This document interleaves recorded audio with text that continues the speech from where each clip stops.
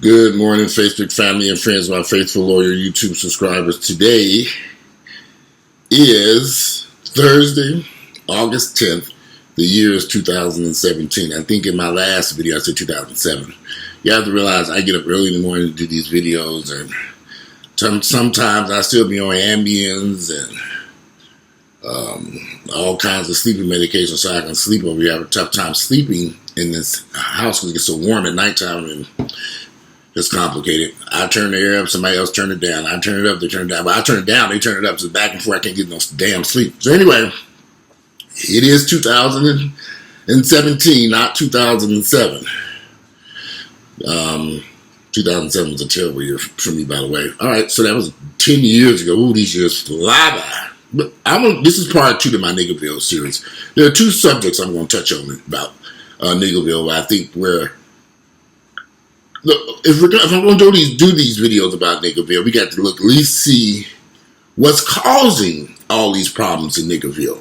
Why is life so miserable in N-ville? Why are these niggas so crazy in N-ville? What the fuck is going on in N-ville that you got to okay, so the first thing we're going to talk about, there are 2 subjects. The politicians who keep N-ville, and black women's desire to have these thug men and have all these babies to produce more niggas. Those are the problems. But let's go into these politicians first. When I first moved to Atlanta, when I was as green as a dollar bill back in the day when I was 18 years of age, I wanted to get involved in some of the political stuff that was going on here, like I was doing in Cincinnati, Ohio, before I moved here. When I got to Atlanta, I was looking for similar organizations that I was involved in Cincinnati, and I noticed they didn't have them here, which was kind of a shock because these were LBGT-based organizations for teenagers, teens, and black. I mean, it was for people who wanted to be actively involved in their community. We were teenagers. So I was involved with all this stuff in high school and involved in Cincinnati, Ohio, and I loved having that, being around the political clock, because I understand that in order for change to happen, we must be actively involved. So when I got to Atlanta, and I'm looking for these black once I found out it was a beautiful black city with all these black folks, and I found out these blacks was a bunch of niggas, I said, okay, well, I'm looking around for these organizations and stuff, and they didn't exist. Nowhere. So I started getting involved with a few places here and there, and I learned something about Atlanta over the years. Over the years I've lived here in N-ville, I found that the bojangling, hip-hop talking, bullshit-ass black politicians that run N-ville, they like it being N-ville. They don't want nothing to change here in N-ville. Let me tell you why. These nigga politicians, they don't want this shit to change because they're afraid they're going to be out of a damn job if it changes, and which is happening anyway. And yes, sir, they are going to be out of a job. They need to be out of a job. These niggas ain't did shit for this damn city. And they've done it. And the reason why they've done this on purpose, the fear is if Atlanta improved. Over the years, okay, let me look at the history about Atlanta. After the civil rights movement in the 60s in Atlanta, Atlanta went through a huge downfall. The whites moved out to the suburbs and fled the city. And Atlanta became a hellhole of a city. But as whites moved back into the city in the late 70s and the 80s, they cleaned up certain neighborhoods and chased a lot of black people from out of those areas as they made improvements into these areas. So the black politicians who have been in office since the late 60s or whenever they took over the place, they didn't like the changes that they were seeing when certain neighborhoods were being changed from predominantly black ghettos. Y'all would be surprised if you know Atlanta and you look at Virginia Highland. It was probably one of the worst neighborhoods in the city, probably worse than the West End. Virginia Highlands, Emmett Park, all that shit was horrible. Edgewood, all of it was disgusting. It had failed to, the neighborhoods had just collapsed from poverty and crazy niggas. So these politicians realized something. As the neighborhoods began to improve in the 80s and into the 90s, more whites started coming back into the city. The demographics were changing. Now all of a sudden, jobs they had since the late 60s, 70s, 80s, 90s, 20 years, and some of these people in these positions forever, going on 20, 30 years. I've been in for 30 years. Some of these people, city council members, and all these people who have these aldermen and all these positions that they have, they ain't did shit but collect a paycheck. They've not tried to improve the school systems. They've not tried to improve the retail sectors in these areas. They've not tried to bring in grocery stores and retail. Nothing. Nothing. They did this on purpose. The fear was if the neighborhoods improve, more blacks would be pushed out and they would be out of a job. So these politicians sat back and did nothing because it's more important for them to collect a paycheck than improve these nasty ass neighborhoods. They didn't realize that gentrification was coming any damn way. And we're going to run these niggas up out of Niggerville. And these bojangling hip-hop bullshit ass politicians who running this damn show, and let me tell y'all something, they some bojangling hip-hop ass niggas, they some bullshit, they don't give a fuck about these niggas in Atlanta. They do not care. Do not be fooled by these mayors who have come and gone in this city. Most of these people who were in these positions were in it for the money, for themselves, not to help these niggas in the city. Niggerville is a sad, sad place. Because on the outside, the average black person will look and say, wow, you got politicians, black folks in mayors, city council, senators, all kinds of positions. But they've done nothing for the people who live here. And I mean, they ain't did a goddamn thing. Atlanta public schools and the black neighborhoods are some of the most horrible, horrific places you can send your children. I wouldn't even send one of these little cocker spaniels I got over here, Vanity in Vegas, I wouldn't even send them up to the school system. Because all it's producing is a bunch of crazy ass niggas. These politicians have conspired against the black politicians here in Niggerville have conspired against their own people so they can collect a paycheck. And if you notice something, you get a lot of fraud going on in these politicians. They get kickbacks and all kinds of shit. They get arrested by the feds and get locked up. Then, of course, the police, the white man coming after them. Yeah, well, the white man's coming after you because you're doing illegal shit. You're stealing money from the citizens of Atlanta. You're doing kickbacks. There's so much illegal shit that has taken. When I was renovating them houses, I learned a lot about dealing with these niggas in Atlanta. Everybody wants some money on the side, under the table. Everybody. And if you're not willing to play that game, and if you're not willing to pay what needs to be paid to get housing permits, your permits to pass, if you're not willing to do that, you're not going to make it here in Niggerville. Niggerville is a strange place that requires you to have some money to move forward if you want to be a business person here. You want to get city contracts, you want to do all this stuff. In Niggerville, you better be prepared to pay the niggas. And they want that money back. They don't give a damn about risking going to prison because they lock them up left and right. They don't care. They want the money.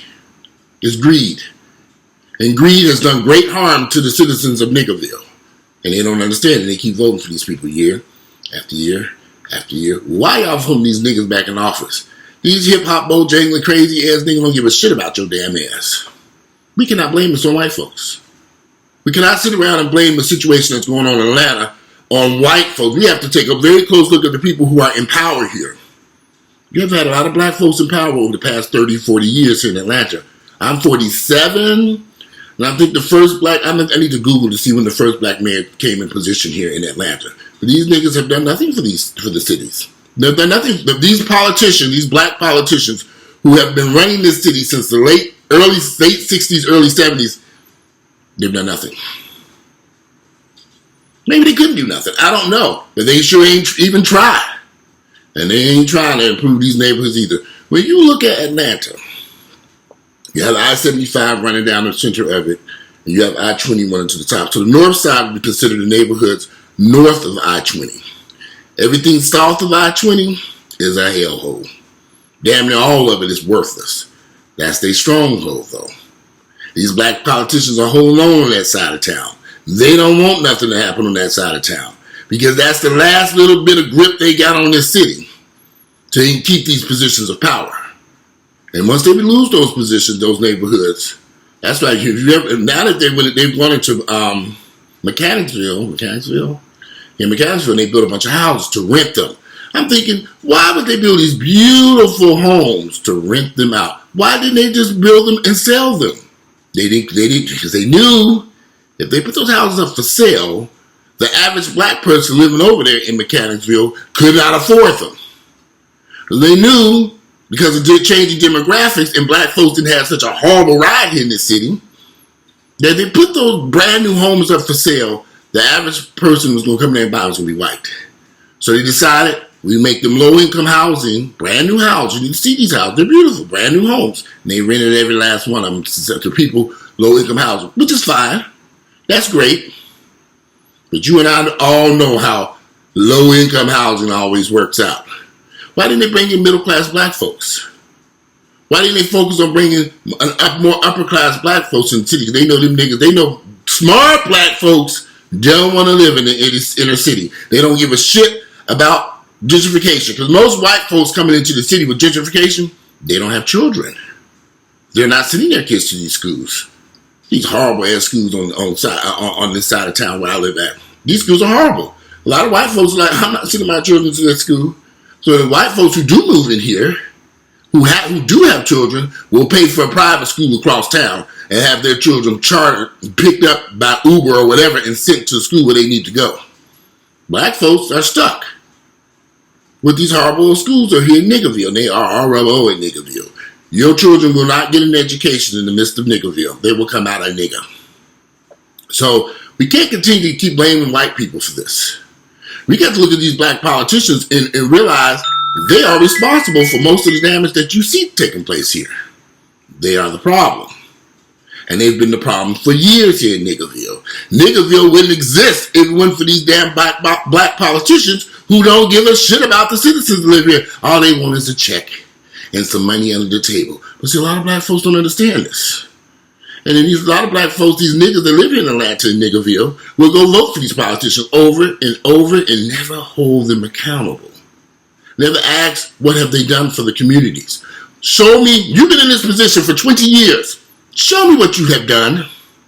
What have you done for our areas and our communities? Show us. You in the office. Show us anything. What have you tried to do?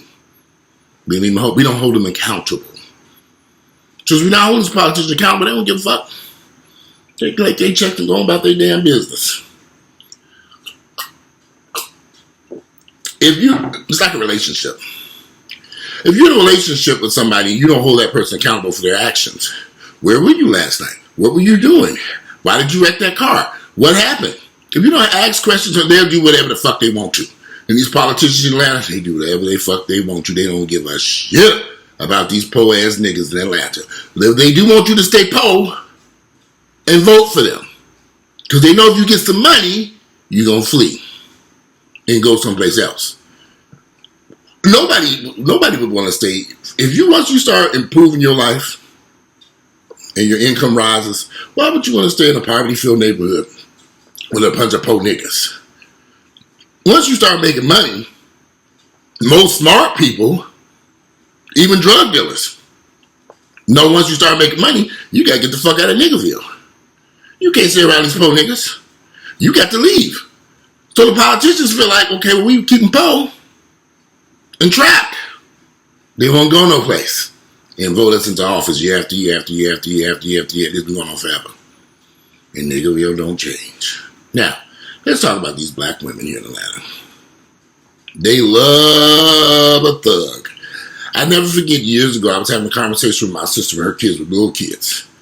And we were in her kitchen. She said, I want my sister, Mia Hampton, God bless her soul, she's deceased now. She told me she wanted her boys to be thugs. I want my kids to be thugs. I said, thugs? Why would you want your kids to be thugs? I don't want no gay children. I said, gay children? I'm sitting there very confused. I remember sitting there at her table having a cup of coffee where we used to get them to have coffee. She'd smoke her cigarettes. She said she wanted thugs. She didn't want no gay children.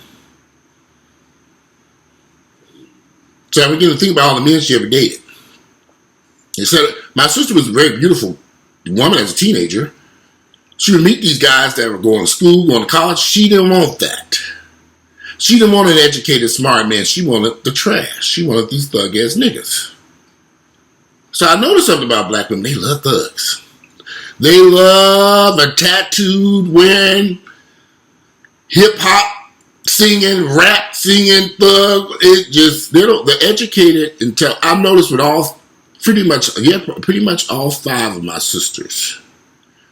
The guys that they brought around that were dating, the good guys, smart, intelligent, in school, doing something with their life, they didn't want them. And I said, what happened to that boy that was in college playing football? They didn't want them. They wanted the trash, the niggas, the thugs, the ones ripping running the street, the ones with these raggedy ass cars with wheels on the cars bouncing and jumping up and down the street. I didn't understand this mess. But what I found over the years is the vast majority of black women think that thugs that's what they consider to be a masculine man. So if his pants are hanging off his ass, he got a bunch of gold teeth in his mouth, he got tattoos over his neck and face, they think this is a real man. They think that this thug standing in front of him is somebody. That's how they view this. I'm telling you the truth. I'm stuck here in Niggerville, so y'all have to forgive me. I'm living in Niggerville. I'm living around a bunch of niggas, and this is what I'm seeing. These women choose these men. Instead of choosing the good guys, smart, educated, going to school, trying to do something positive with their lives. Oh, no. They don't want that. They don't want that. Square. He lame and whack. Like one nigga called me recently. I was lame and whack because I was too square. Because I ain't out there ripping around the streets, getting high, doing drugs, drinking and driving, and acting a fool, loud music around. No. I'm not doing that mess. Too old for that foolishness. I didn't do it when I was younger either. So these women choose this trash. And they have children by this trash. They know these niggas ain't shit. These niggas ain't trying to marry them. These niggas ain't trying to do shit with their lives. Maybe sell a little dope. They ain't even good dope dealers. If you don't go after damn thuggish ass street rat, hood rat nigga, but at least let them have some money, have some type of doing something. These niggas ain't doing shit. And I've seen this over and over. I have met women with college degrees, good paying jobs, make good money, and I meet the men and they date, and I say, okay, well, where this nigga come from? You educated, you smart, you intelligent, you doing something with your life, you working a good damn paying job someplace, you working for Emory, Spelman, CDC, you're a doctor. What are you doing with this nigga over here? What the fuck is going on here? But that's the type of black women choose these niggas. They choose this filth. They choose this trash. They choose, in Niggerville, they gonna always go after the trashy nigga for some reason. And then in their minds, they think they got a masculine man. He couldn't possibly be gay. Oh boy, they just don't know. Gay folks come in all colors and equations. They come in thugs, they come in sissies, they come in drag, they come in masculine, they come in all shapes, colors, and sizes. Just because a man got tattoos all over his neck and face, I know plenty of homosexuals with tattoos all over their body and face, head, all covered. And I look at them and say, wow, you gay? But they are. So in their minds, these black sisters, so you ever wonder why Niggerville is so bad? Why these kids are so horrible? Why is so much vandalism, so much... You choosing the worst of the worst. Black women are choosing the worst of the worst to have the children by. So a lot of my friends, I have a lot of straight friends. A lot of my straight friends are unfortunately married to white women. They didn't want to be married to white women. The sisters turned them away. I've had this conversation plenty of time with them. The sisters made them feel like shit. Called them names. Accused them of all kinds of stuff. Because they wasn't no damn thug. They didn't give this hip-hop bullshit, this appearance or this act, so to speak, that these black women seem to love this nonsense. So in the midst of Niggerville's chaos and confusion, you're trying to figure out, well, what's causing all this shit? You see all these badass children running around. They will kill you, especially when you hit the teenage years, because these mothers cannot control these kids. Because the thug that they married is in prison now or dead. Oh, I could tell you some stories. A good one, y'all. Real Housewives of Atlanta, that attorney on that show. What's her name? What is that attorney on Real Housewives of Atlanta? I'm going to have to Google because I don't really watch that show. Phaedra Parks. Phaedra. And she married Apollo. Why would a smart, as I might say, Phaedra Parks? Why would an attorney, Phaedra Parks, why would an attorney, educated, smart, marry a man straight out of prison? What was that all about? And he's back in prison again. I've been here for a while. If you only knew the amount of professional women I've met, professional women, doctors, lawyers, politicians, CEOs. I meet these women, I say, wow, this is a smart, intelligent black woman. And then I meet the others. Who this nigga? Why is this nigga over here with you? What do you do? Nothing. Why did Phaedra Parks marry a man who was doing nothing but his life but getting out of prison for being a criminal? I don't know. Y'all tell me. Why would any smart black woman waste her time with that trash? A man who was not even trying to change his life, who had an opportunity.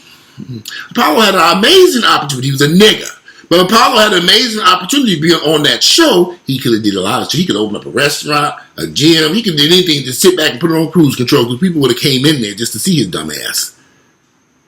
But he too busy in strip joints, stealing money from banks, throwing the money up in strip joints, making it rain for them bitches and hoes, but you got a wife at home. You got little kids in the house. What are you doing in strip clubs? See, black women got to make better decisions. Apollo knew she was married, but Phaedra knew she was married. Maybe she didn't know. But how could Phaedra not know that she was married a trashy ass nigga that was in the streets and in the clubs, who wouldn't do nothing with his life, wouldn't try to do nothing with his life? Did she not know what was going on? This man had all his money rolling in. She didn't see him going to a job, no place to you on a club, a restaurant. Phaedra chose this man. She chose this thug. She chose this trash. Black women, this is what black women do. See, this is the nigga mentality in Niggerville. And when you got niggas running around like this, and I've seen this over and over and over, y'all have met some spectacular black women here in this town. They have their act together. Maybe I'm looking at this wrong. Is that the only man Phaedra Parks could have married was Apollo? Was there any other black good guys out there that she could have went with? No, she chose the thug. Black women choose this trash. I've seen this over and over and over. They choose these thugs. Niggerville is weird. In Niggerville, you're dealing with a lot of nigga shit. And this is why the problems in Niggerville are so severe. Some of these niggas should not be reproducing children. Black women got to make better decisions, better choices. Even if it means not marrying a nigga at all. Get your white man. But when they don't want to hear that. But they don't want the good guys for some odd reason. I don't understand it. Y'all, I've been around a long time. I've been around a lot of black women. Smart, intelligent, wonderful, beautiful women. But the men that they choose to procreate and have children by are trash. Filthy. Ignorant. Dumb niggas. No education. Nothing going on in their lives. Why would a doctor, a CEO, an attorney choose this filth when there's a plethora of other men available? Why choose this trash? That's what they do. That's the life in Niggerville. This is part 2 of my series of Niggerville. And I'm not trying to be negative and browbeat black people. I'm just talking about the experience I've seen living here in Niggerville. I've seen a lot living here in Niggerville. I've been around. See, I always ask questions. My friends say I'm very inquisitive. Watch, you ask a lot of questions. I want to know. I'm just curious. That's how my brain has always functioned. Maybe that's how I got into a lot of trouble. Some shit I shouldn't have asked no questions. If I can go back to being a teenager when I first moved to Atlanta and got in trouble with the law, I should have asked the niggas what they was doing. I should have just said, never mind, went on about my business, went on off to school. But maybe that was my destiny and I didn't understand it. Certain things in my life I've come to understand that maybe I had to walk down that path so I can get a better vision of what we're dealing with as Black Americans today. I'm a proud Black American. I love who I am. I love my community. I love Black people. But I know that we got some shit going on here in Niggerville that has to be corrected. It has to be fixed some way, somehow. I don't know how. Because we are the ones in control of Niggerville. And we are the ones causing these issues and problems. In Niggerville Part 3, I'm going to take a close look at the employment situation in Atlanta and why it's so hard for Black folks to get a job. We don't own shit. Why don't we own any businesses here? What is going on here? There are lots of Blacks who have money here. Niggerville Part 3, I'm going to take a close look at that and tell you why we are in the position that we're in here in Niggerville 3 when it comes to jobs, employment, and incomes. That's very important. Anyway, today is Thursday, August the 10th, the year is 2017. God, my brain is fried. 2017. I hope you enjoy my videos. And I look forward to reading you all's comments about Niggerville. Anyway, I'm out of here. And enjoy today, Thursday, August the 10th, 2017. Get out and do something productive. 2017, go out and do something productive with your lives. I'm out of here. Bye.